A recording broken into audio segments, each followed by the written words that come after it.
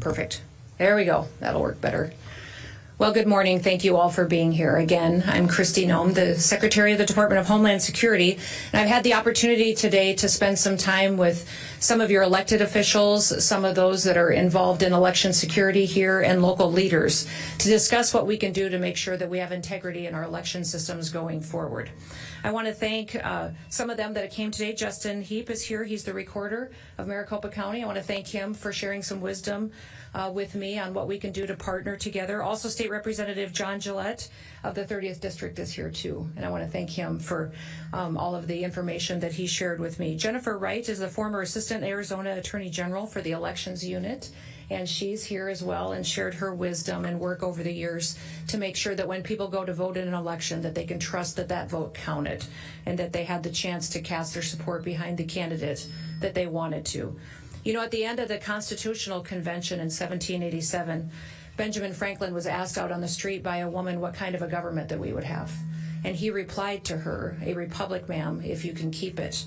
And that's what our job is. For 250 years, it's been our American duty to maintain our republic and to make sure that our elections are secure.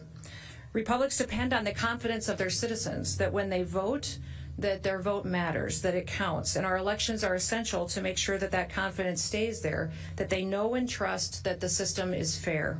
Since returning to office, President Trump has made election integrity a priority. He's made it a cornerstone of his Make America Great Again agenda. And the truth is that our election system needs a lot of work. From state to state throughout the country, we see challenges and things that can be improved on. And although the Constitution gives states the primary responsibility for running their elections, Congress also gives authorities and duties to the federal government. Now, as the Secretary of the Department of Homeland Security, those authorities lie within my department, and the responsibility lies with me. I have the responsibility of not just pointing out different vulnerabilities that we may see in our election systems, but also with making sure that we're putting forward mitigation measures that can be enacted at the state and local level to make sure that our elections are run correctly, that the votes are counted and tabulated, and that the people that were elected are put into those positions. As President Trump said, we will either fix our nation's election issues or we will no longer have a nation to save. Right now, America has a golden opportunity, a wonderful opportunity to show that we are serious about securing our elections and that we care about making sure that we preserve our sacred republic. Earlier this week, the House of Representatives passed the SAVE Act. This is federal legislation that does some common sense, straightforward things. First of all, it requires a photo ID in order to vote in federal elections. It also requires proof of citizenship in order to register to vote. And it requires states to remove non-citizens from their voter rolls. These measures are extremely popular with American citizens. American people have common sense, and they want to see reforms like this put into their elections. In fact, a Gallup poll was recently released that shows 84% of Americans support a photo ID when they go to vote, that 83% support proving your citizenship when you go to register to vote. A Pew Research poll showed that 95% of Republicans and 71% of Democrats agree with voter ID. There's a reason why more than 80% of Americans support these measures, and that's because they work and they're common sense and they build trust into the system. It's common sense that our elections should belong to the American people, that they should be the ones who get to vote, whose votes are counted, that they get one vote, not more, not less. It's common sense to make sure that foreign nationals don't vote in our elections, don't elect our leaders, and have a say in how our country runs. They don't and should not be allowed to be trampling on the voice of the American people, and will no longer allow American citizens to be disenfranchised, to have their voices suppressed by criminals, by hostile foreign actors, and by illegal aliens that shouldn't be here in this country. It's a fact that non-citizens have been voting in our elections. They've been registered and they have voted from state to state. For example, one of the most recent individuals that we've talked about is Ian Andre Roberts. He was an illegal alien from Guyana that was arrested by ICE while serving in Des Moines, Iowa as the school district superintendent. Perhaps you remember hearing about that arrest. Despite him being here illegally in this country, he was registered to vote in Maryland. He had a long rap sheet also of criminal charges. including narcotics possession, second and third degree possession of a weapon, and criminal possession of a forgery instrument. In Coldwater, Kansas, we had an illegal alien that was able to vote and was even elected as a mayor. He was charged by the Kansas Attorney General last fall for voting without being qualified and to election perjury charges, thanks to assistance from the United States Citizenship and Immigration Services Agency. As it stands, current guidelines for the National Voter Registration Act effectively stop states from going forward and checking citizenship during registration. The Save America Act would fix this. It would make sure that we close those loopholes and that we ensure in American elections only Americans vote. Critics assert that the Save America Act will somehow hurt American voters. That's just absurd and absolutely not true. One of the claims that they have made in criticizing this bill is that they say that newly married women would be disenfranchised because they've had a name change. Well, there's many women out there, including myself, who've been married and changed our names when we re-registered to vote. And likewise, the idea that this bill would make it impossible for U.S. service members to vote if they're deployed overseas, well, that's completely false as well. For all of those procedures that are in place today continue to stay that way after this act is passed and signed into law. They also say that this act requires voters to have a U.S. passport to register. That's not true. There's multiple options that are given to provide proof of citizenship, including military ID, government ID, photo ID with a proof of birth and location. In fact, if an individual has no documentation, they have the option of appearing at an election office and providing an affidavit stating that they are a citizen of this country. Now, another ridiculous conspiracy theory that we've heard is that the federal government will remove people from state voter rolls. Well, that's just simply not true. That state and local election officials do the registration, and they maintain these lists going forward. We just help them do their job and make sure that they're doing it correctly. Each of the arguments that have been laid out to criticize this bill are baseless speculation from the radical left because they want illegal aliens to vote in our elections. They want to disenfranchise American citizens by telling them that their votes don't matter. There's only one reason that anyone would oppose this bill, and that's because they would want to cheat.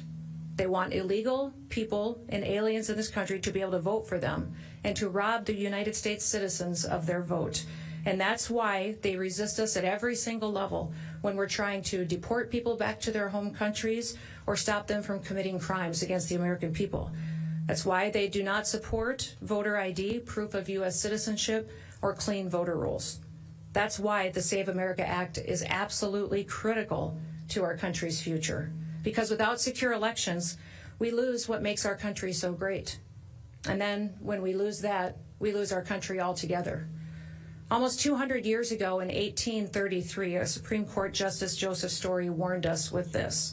And he warned us this about illegal entry into our country. If aliens might be admitted indiscriminately to enjoy all of the rights of citizens at the will of a single state, the Union itself might be endangered by an influx of foreigners, hostile to its institutions, ignorant of its powers, and incapable of a due estimate of its privileges.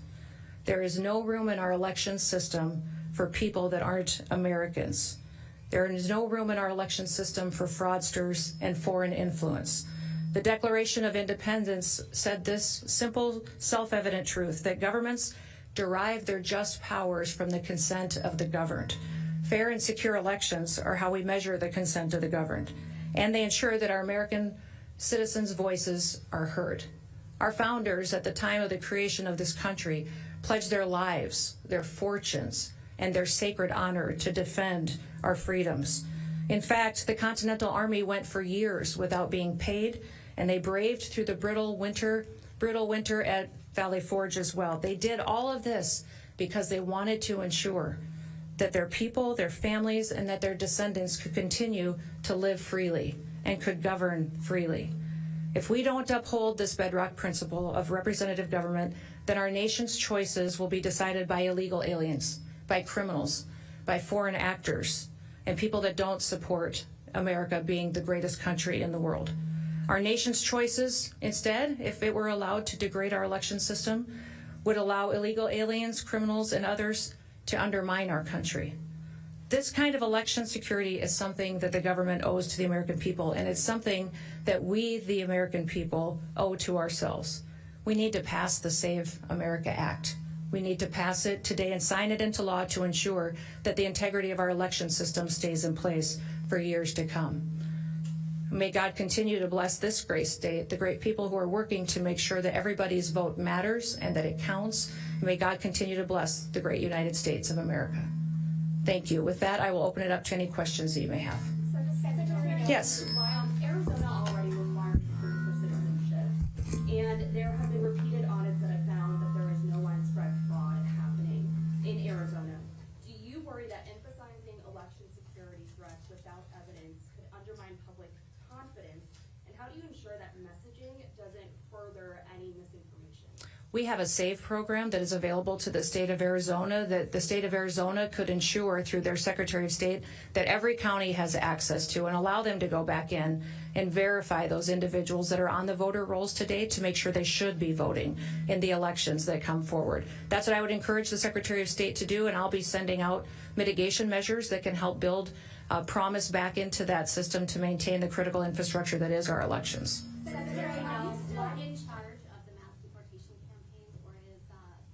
I'm still in charge of the Department of Homeland Security. That includes all 23 different agencies under our umbrella, including ICE and CBP, but also FEMA, TSA, Secret Service, the Coast Guard, many, many more.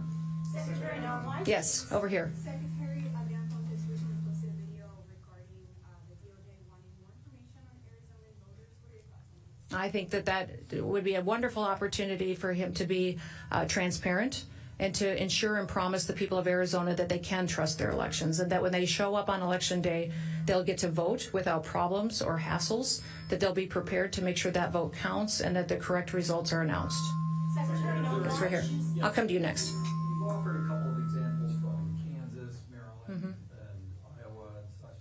Can you offer us any good examples of this kind of fraud in Arizona? Oh, I'm sure there's many of them, but we want to make sure that we talked about several of them this morning at our roundtable that we had. We talked about individuals that may be registered to vote in this state but truly live in another state. I understand that you have mobile homes and boats on lakes that individuals may have as their voter registration address, but not necessarily that is where they live. They live in another state, such as California or on the East Coast. Those kind of situations are things that your county officials should be bringing forward and be asking your Secretary of State for the opportunity to take off the voter rolls if they shouldn't be there. Secretary Yeah. Oh, right here. Sorry. Why choose to do this press conference this way? Your agency is about to run out of funding. We were just here in Arizona last week at the border, and obviously you bused all of us to a secure facility, and I'm curious as to why choose to do this press conference this way on something that doesn't seem top secret. Oh, my goodness. This is our critical infrastructure. So one of the things I think is good for all of you to know is that the Department of Homeland Security's mission is to defend the homeland, which means that even on our worst day, should we have an attack, a terrorist threat, if something disastrous happened to our country, the agency of FEMA under the Department of Homeland Security is responsible for running our government, which means that according to law, the authorities that are under this department is maintaining our critical infrastructure, which means it's my job to make sure that our electrical grid is sustained and intact and operational, that we ensure that we protect our cybersecurity. Any kind of manipulation or threats we face on anything that's said or done on the internet is my responsibility. Our water systems, making sure that people have the water that they need for their communities to live and take care of their families. And elections is another one of those critical infrastructure responsibilities that I have as well.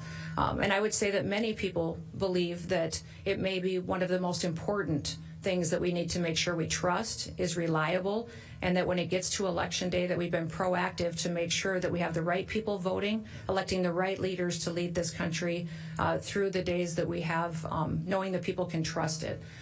That's why you're here. For me, I do press conferences because I want to be transparent and let you ask questions and have conversations. But I hope that you do recognize that in the past, your state has been an absolute disaster on elections, that your leaders have failed you dramatically by not having systems that work, by disenfranchising Americans who wanted to vote, that had to stand in lines for hours because machines failed or software failed. There's no state that could use more improvement than Arizona. And you should be asking all of your leaders what they're doing to fix the system. What are they doing to make sure that individuals in this state can trust that their vote is going to be taken, that it's going to be counted, and that it's going to matter to make sure the right people are in charge? Yes. Right over here? Yes. In Arizona, we already require proof of citizenship to register to vote, but we also allow members of our tribal nations to use their enrollment documents to vote. Under the SAVE Act, they wouldn't be able to do that. Tribal IDs are recognized. Tribal IDs. But most tribes don't have tribal IDs, not with photos and places of birth. They wouldn't There's many different options that can be used. Now remember, the SAVE Act only says that you need to prove your citizenship when you register to vote. It does not say that you have to prove your citizenship and able to go and vote. When you go vote on that day, you need to have a photo ID. And many times in Arizona here, you do have that requirement on your voter rolls. However, I understand that you need to go back and clean up your voter rolls. We have a program through the Department of Homeland Security that's called the SAVE program that your Secretary of State and your governor can use today to clean up voters on your rolls that shouldn't be there. Maybe people who've passed away, people that aren't citizens, people that don't live here. And that would make sure that in your next election, when people are casting their votes, they know they're voting for the right decisions, and that those votes are counted, and they're counted appropriately, and someone else didn't get to weigh in on their leadership. Secretary Noem. Yes. Last one. Regarding the El Paso airspace closure, can you confirm that CBP actually hit a party balloon that it thought was a drone with a laser early this week as it was reported? And if that is true, why wasn't the action coordinated with the FAA? You know, this was a joint agency task force mission that was undertaken, and we're continuing to work on the communication through that, but recognize we're grateful for the partnership with the Department of War and the FAA as we go forward. Thank you. Thank you, Fred. All right. Thanks, everybody.